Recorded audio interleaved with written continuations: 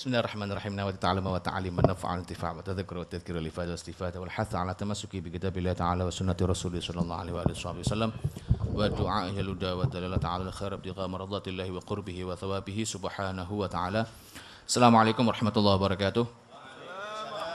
Alhamdulillah wassalatu wassalamu ala sayyidina Rasulillah Muhammad ibn Abdullah wa alihi wa sahbihi man walah wa la hawla wa la quwwata illa billah. Subhanaka la ilma lana illa ma 'allamtana innaka antal alimul hakim. Rabbi syrah li sadri amri wahlul 'uqdatam min lisani yafqahu qawli ma ba'du. Alhamdulillah kita saged kempal malih untuk melanjutkan ngaji kita. Iki ngaji jenenge majelis jadi rada santai ya, aja tegang-tegang pokoke ya. Nyambi-nyambi ngopi mek nyemil-nyemil mboten napa-napa.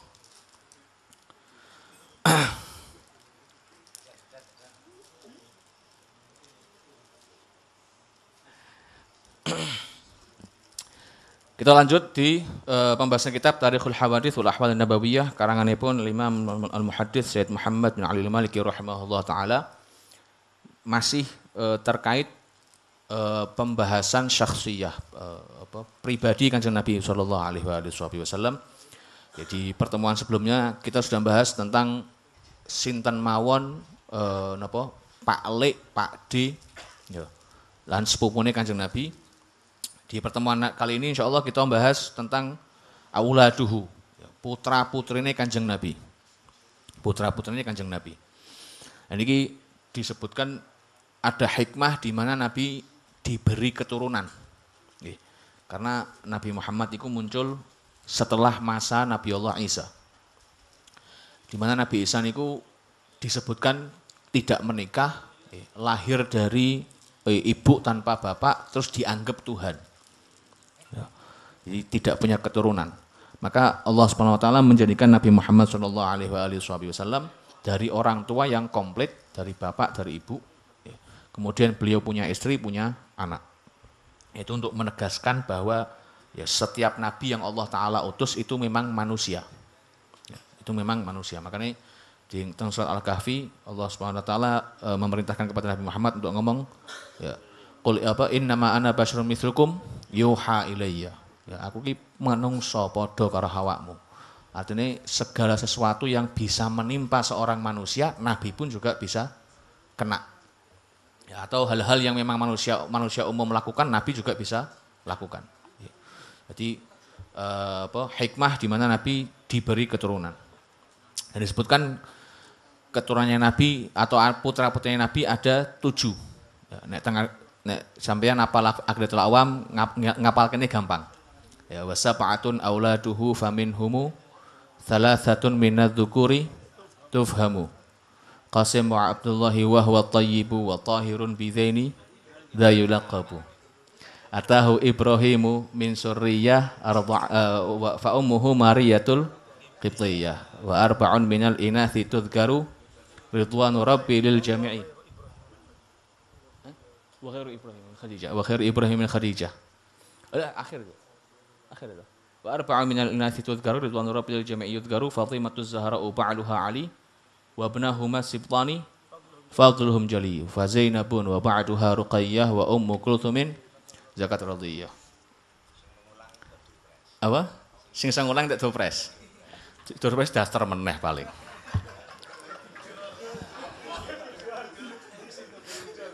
Ora sing sidol barang dasare ya.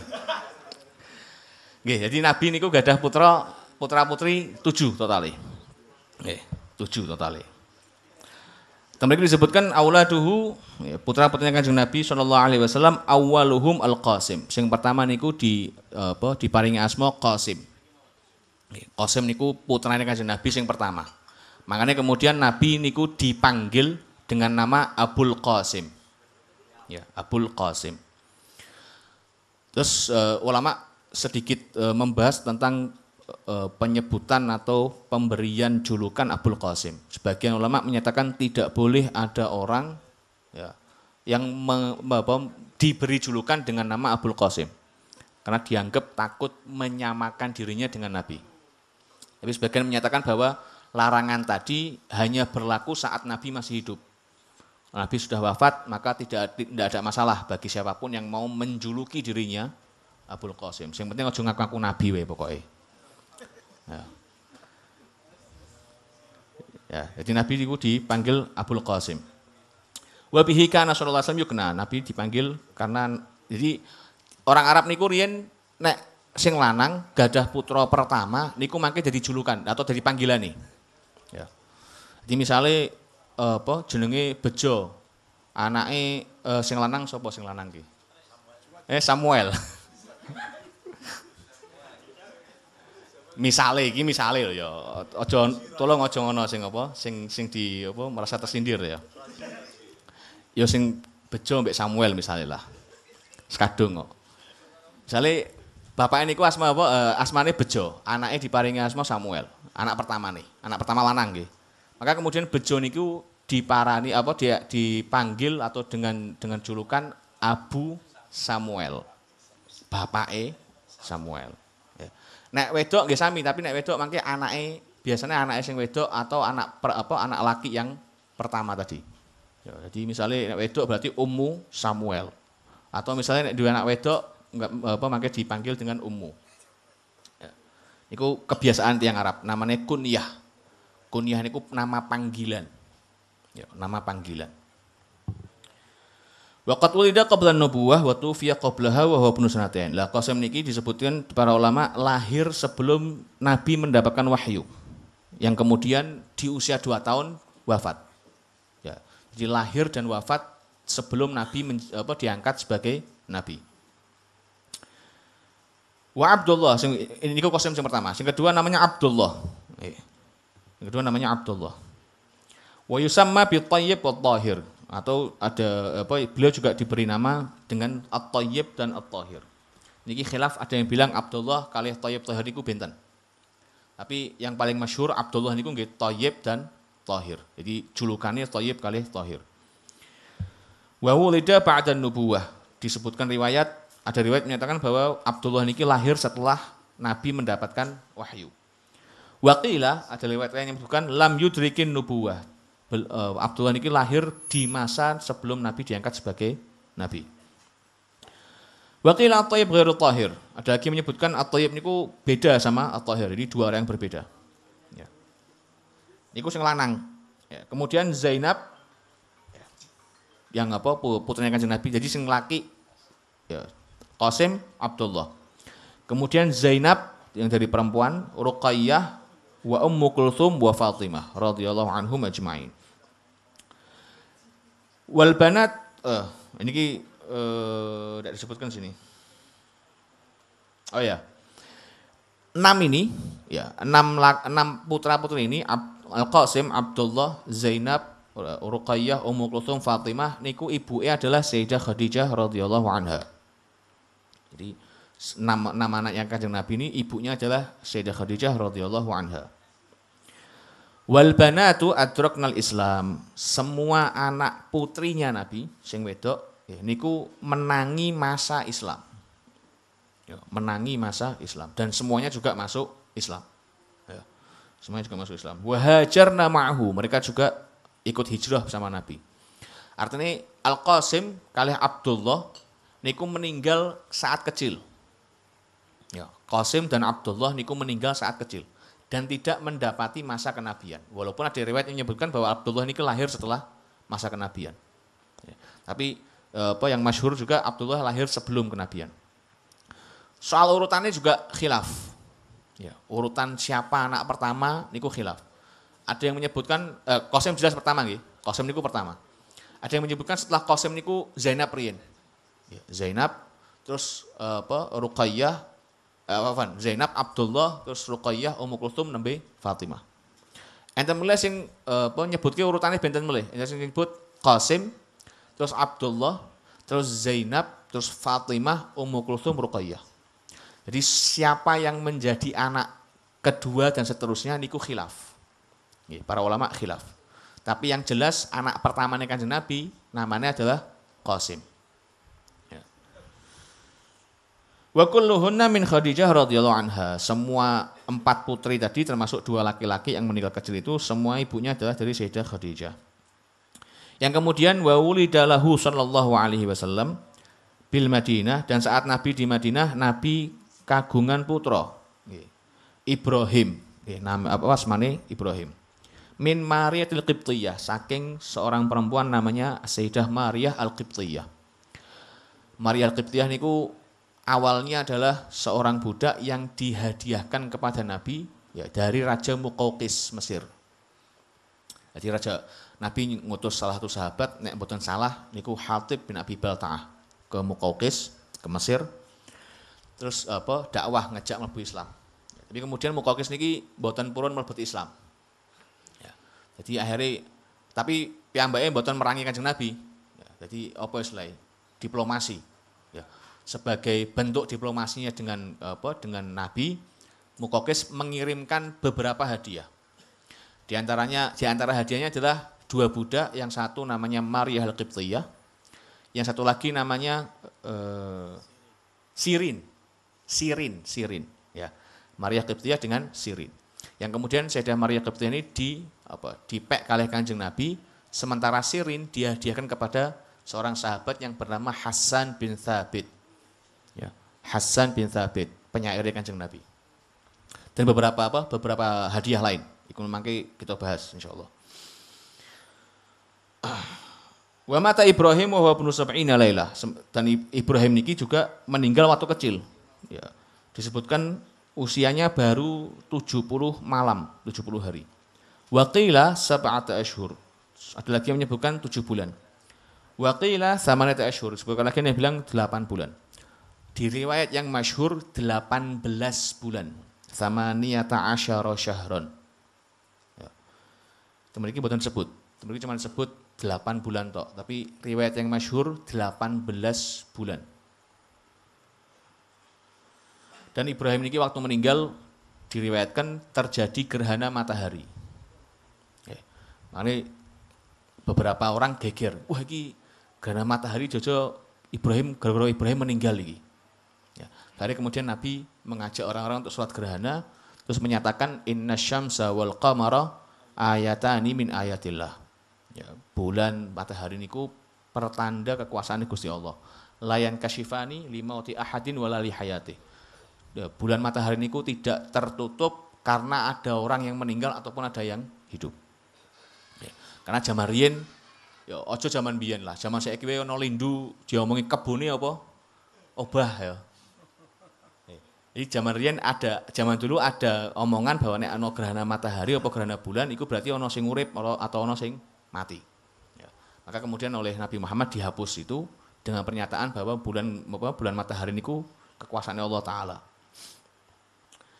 Ya, wa kulluhum matu fi hayatihi sallallahu alaihi wasallam. Dan dari semua 7 tadi iku semuanya wafat saat Nabi masih hidup.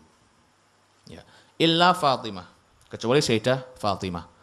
Fata'akharat ba'dahu bisa ba'ati asyhur. Yang mana Sayyidah Fatimah ini mundur atau meninggal setelah Nabi dengan jarak sekitar 7 bulan.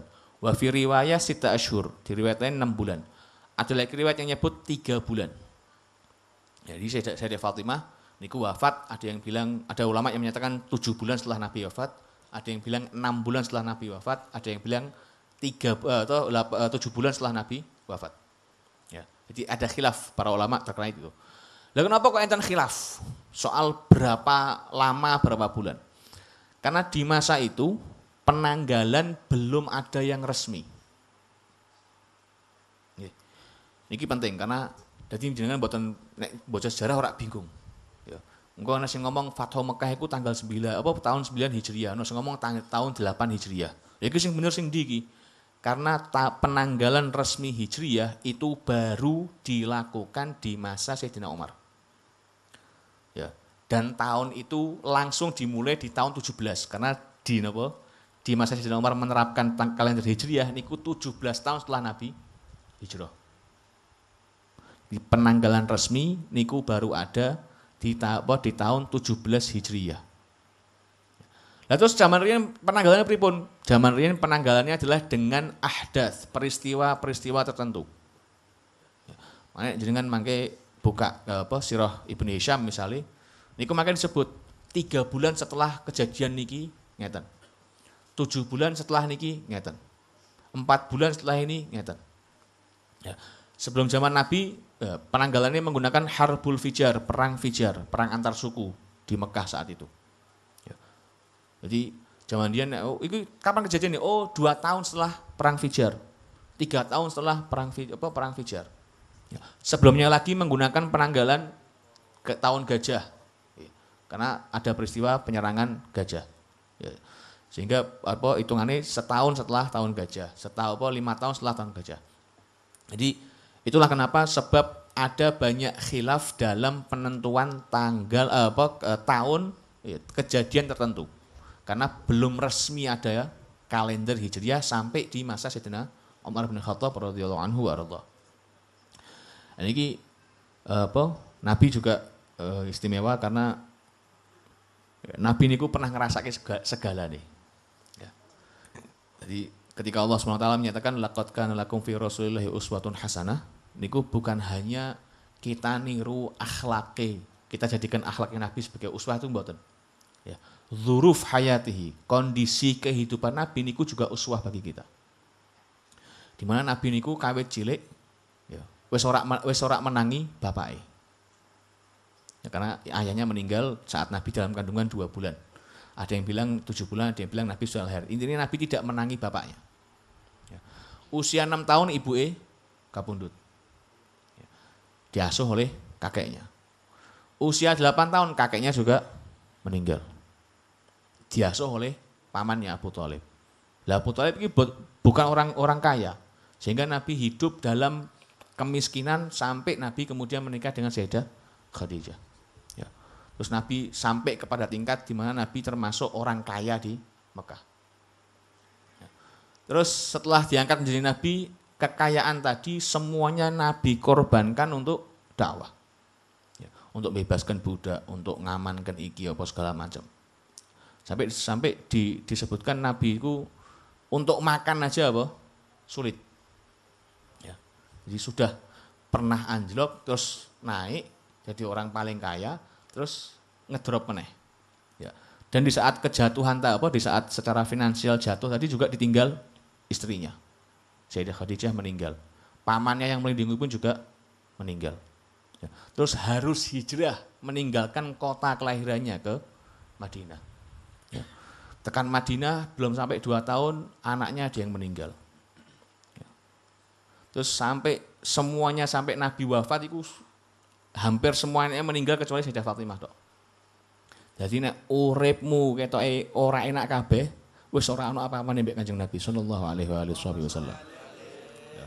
Dene ana sing etok-etoke wah ora move on. Lah. Move on ya. Kemudian dari mangke dibahas di selanjutnya nanti keturunan-keturunannya dari putra-putri Kanjeng Nabi SAW. Sementara ini kita lanjut di Risalah Jamiah dulu, ben ora pati kewengen kok.